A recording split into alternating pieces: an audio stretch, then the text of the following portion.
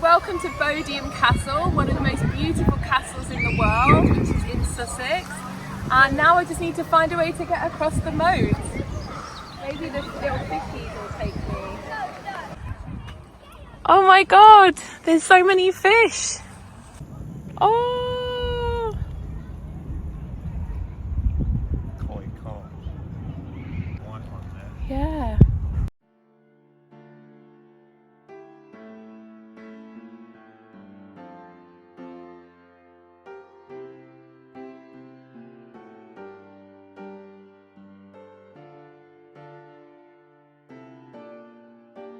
Bodiam Castle is one of England's most romantic and picturesque castles.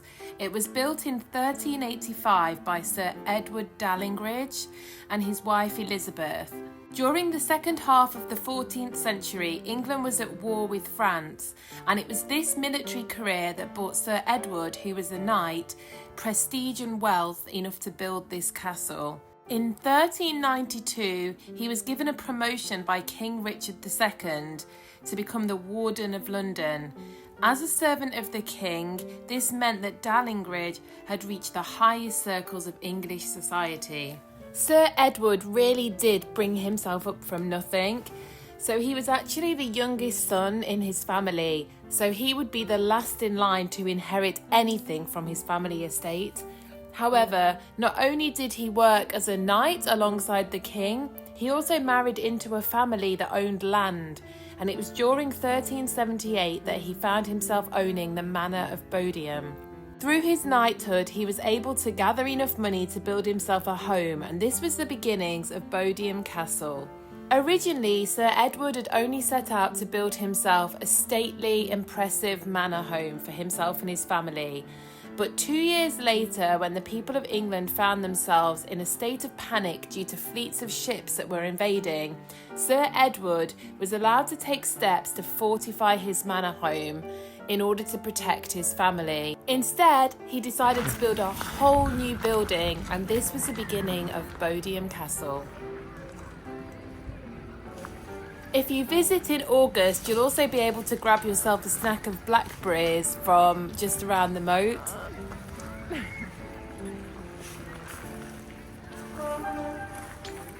Some very royal castle blackberries.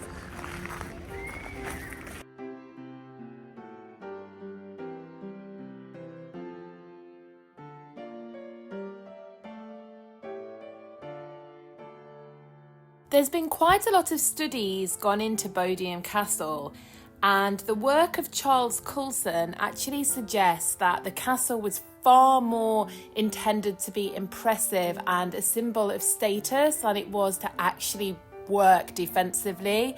There's quite a few flaws and holes in the design when it comes to defence, such as an easy to drain moat, badly situated gun ports, and thin walls. It seems that the castle was far more intended to be a message of power and deterrence than it was to actually defend against oncoming attack. Most castles were built with defence as the primary aim and then the living accommodation as secondary, but it's very clear in this castle that it was more defence built around a living accommodation than the other way around, which is one of the things that makes this castle so beautiful. The castle entrance and some parts of the interior were absolutely full of this ancient form of graffiti. One of the wonderful workers actually showed us where some of the witchcraft markings were. Oh wow! So there's two there, and there's one there. Oh wow. So when were they put on? Probably once the castle was built, and you tend to find them around doorways and windows. As protection? Yeah, as protection. Can you decipher it? This one, obviously, sorry, there's a continuous line, so whichever way you go, you're always going to have, and then you've got concentric circles there. It's like the evil eye, I guess, right? Yeah, kind of. I mean, you can research them up. I haven't done, but they're in 1818. That's his regiment number, so that would have been during the Napoleonic War. Wow. He's been researched, so we know he was here. Not here, but he was billeted somewhere near here because he's done this at Battle Abbey as well. I don't know what the other bits are. You've got 1879 there. And then you've got this guy. Oh wow, 1840. on the wood. So these holes are where they could drop things through onto intruders, be it boiling water or arrows or anything else that might harm the people that were trying to break in.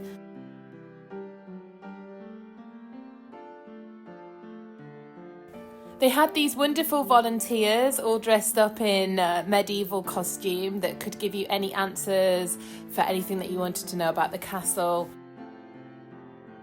So the castle did stay in the family for quite a while until basically there was no one else to take it and live in it. It then changed hands a few times before ending up in the hands of John Fuller. John Fuller took the project to partially at least restore this castle to its former glory. It then changed hands a couple more times and ended up in the hands of someone called Lord Curzon. He also was trying to further the restoration work, but on his deathbed, he handed it over to the National Trust, and it's been with them since 1925. Bodiam Castle did actually appear in the Monty Python and the Holy Grail series. Its exterior was used as the Swamp Castle in the Tale of Sir Lancelot. So there is some activities to keep children interested and involved, or some big kids like myself. So they have one of these face swap photo opportunities, and they have this dressing up box and a throne. I almost took somebody else's shields and swords by accident. Sorry, my grandson looked at the castle. He's just gone up there. I should have guessed that they weren't quite as good in here. What else have we got? I've got a lizard outfit. What's this? A dragon.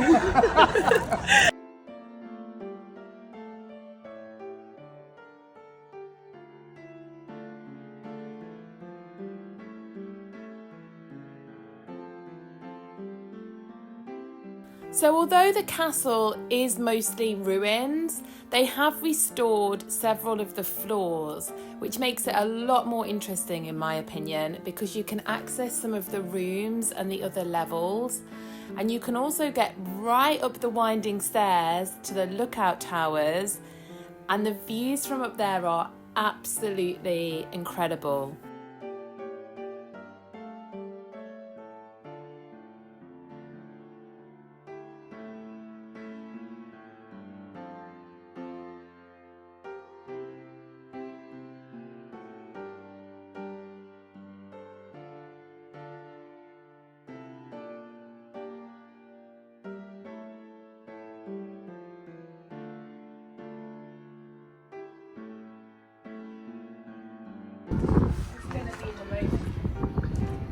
Wow, look at the view from up here. Everyone looks like little ants.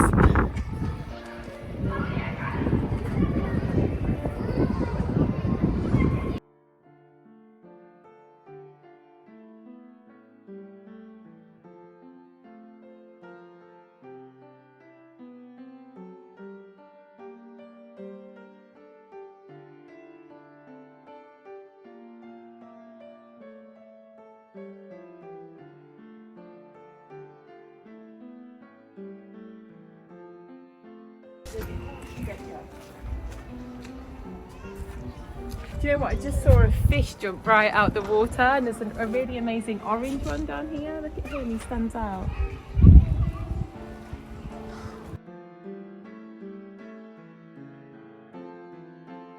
There were a lot of ritual protection marks mixed in with some ancient graffiti. They often around the entrances, the windows and the doors, and they were designed to ward off evil influences, suggesting that this medieval castle felt they needed something a lot stronger than the battlements to protect them.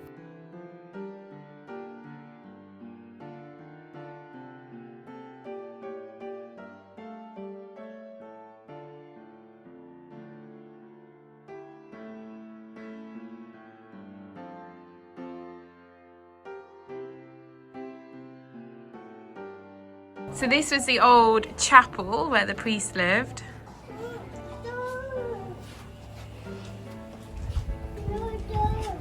Bit of the original floor maybe is here.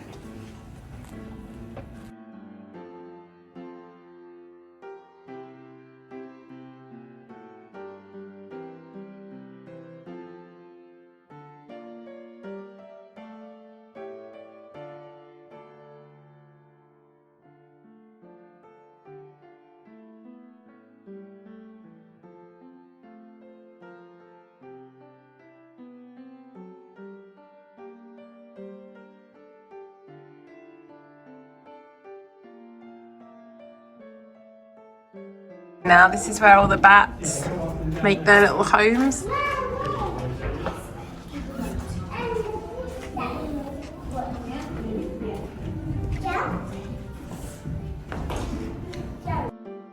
So Bodiam Castle actually is home to one of the most important bat roosts in the UK, and they sometimes even close parts of the castle while the little bat pups are born and learn to fly when they're most active. So while we were in here, we heard a lot of bat activity and bat noises, but I didn't actually see one. I guess they didn't want to interact with all the general public. I can hear you. Back to the top, yeah. This space is home to a maternity roost of Natura bats. I can hear them, but I can't see them.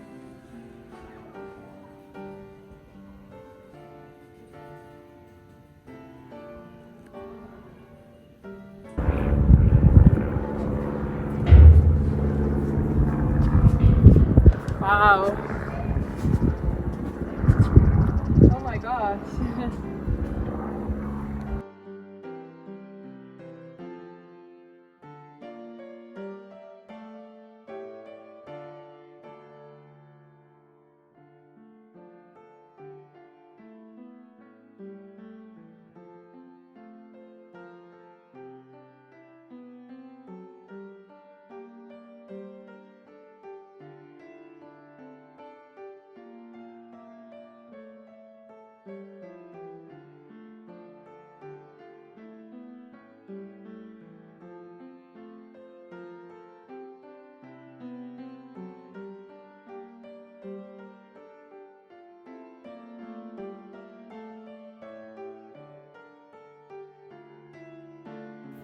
So the views from up here are absolutely breathtaking, but whilst this moat might look very attractive from above, it actually acted as a sewage system for around 30 different toilets throughout the castle, so perhaps it didn't smell quite as great as it looked.